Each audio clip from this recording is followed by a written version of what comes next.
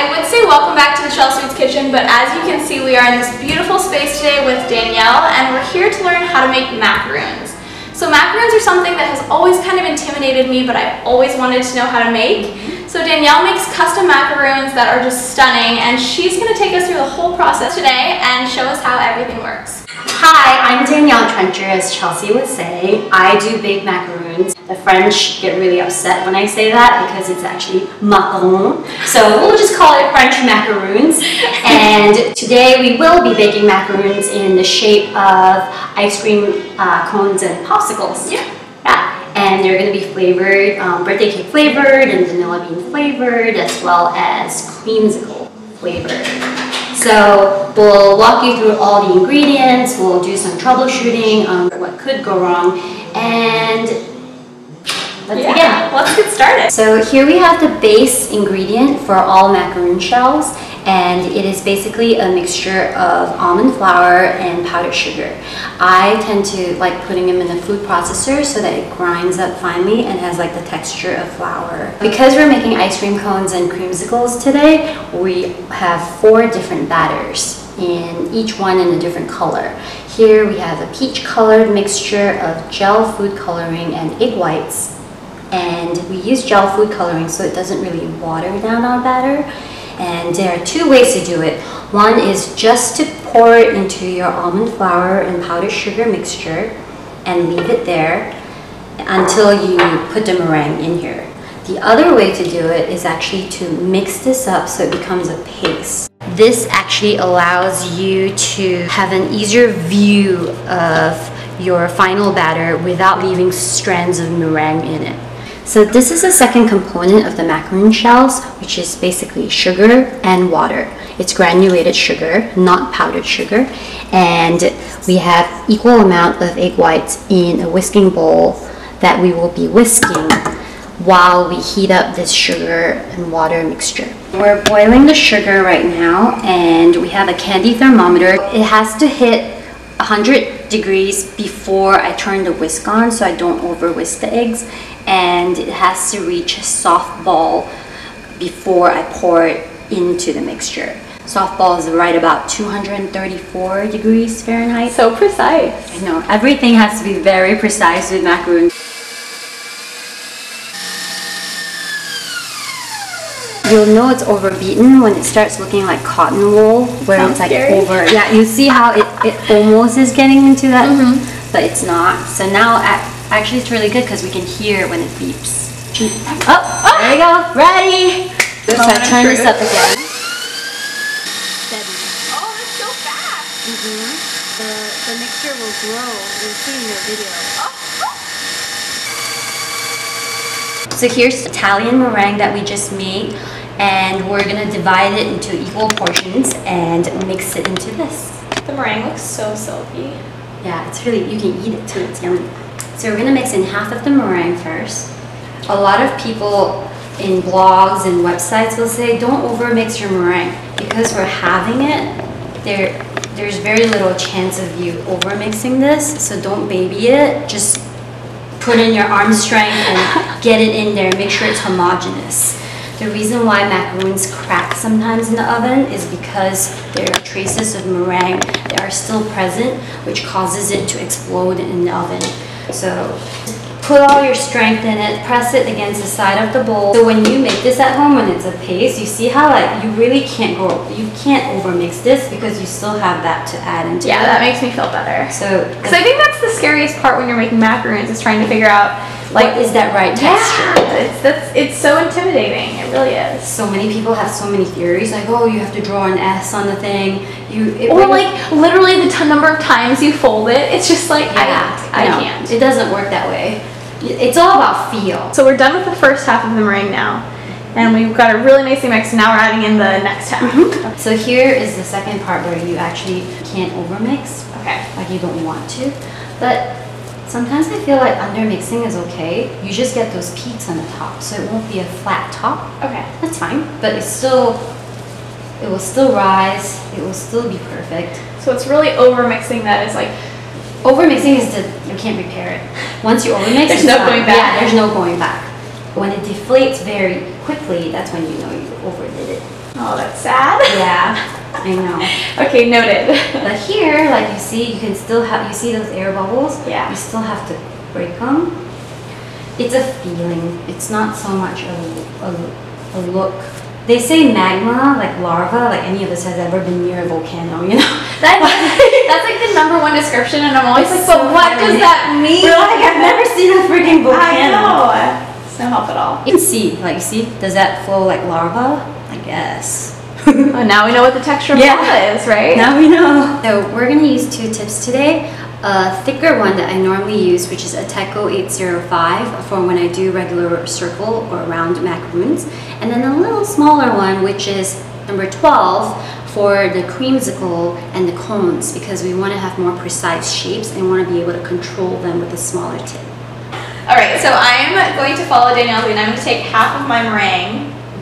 I'm going to mix this without, oh, I'm folding. I'm folding. Yeah, fold. I'm like trying to attack it. Okay. And this one I don't have to be too careful with, but the next one I do. You made it look so easy. I think I was just so afraid the first time I made macaroons. All I would do was go around, and I didn't do any of like the pressing, but you can't mix it properly without pressing. Yeah, just press it. So I think I was just like so afraid, and that's one of my biggest, I think, reasons why I've struggled. You're making sure you lose the traces of meringue.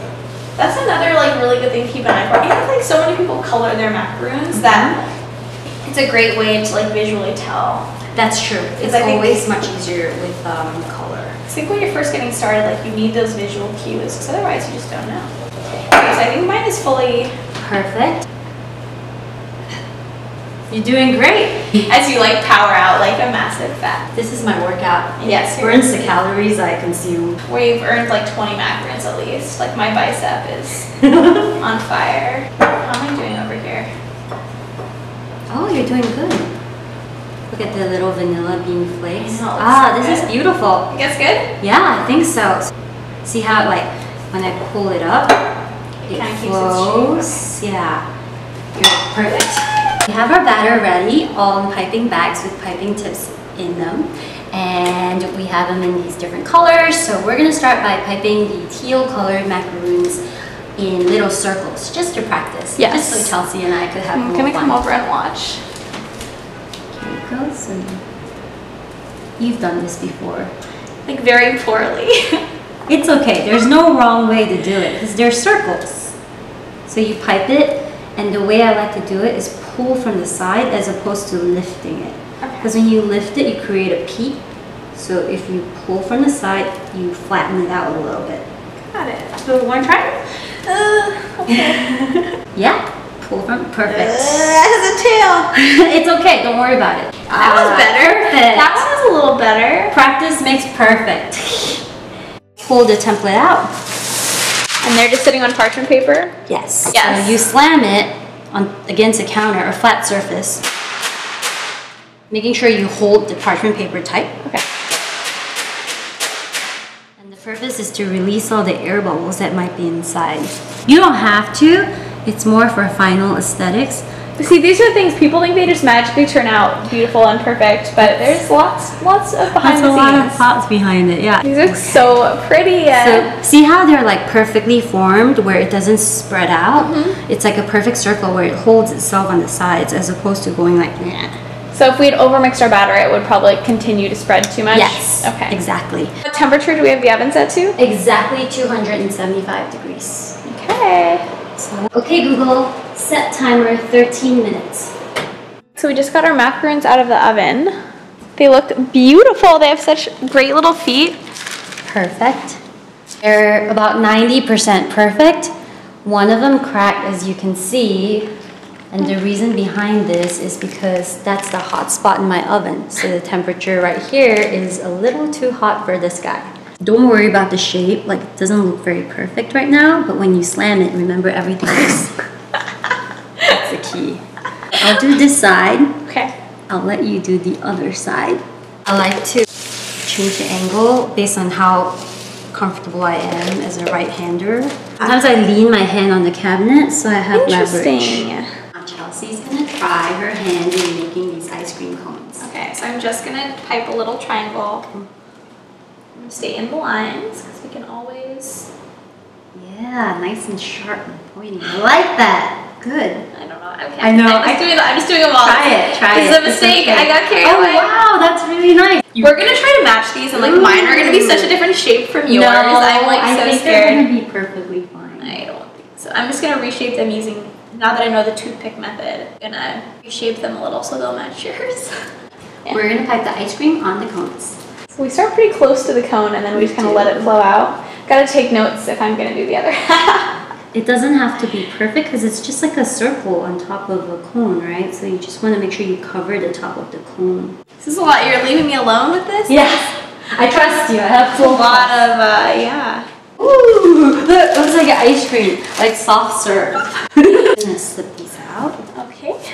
So that we can do another one, and then have you ever accidentally left those underneath? Yeah, and then you just bake them. Really? And that's mine. Mm-hmm.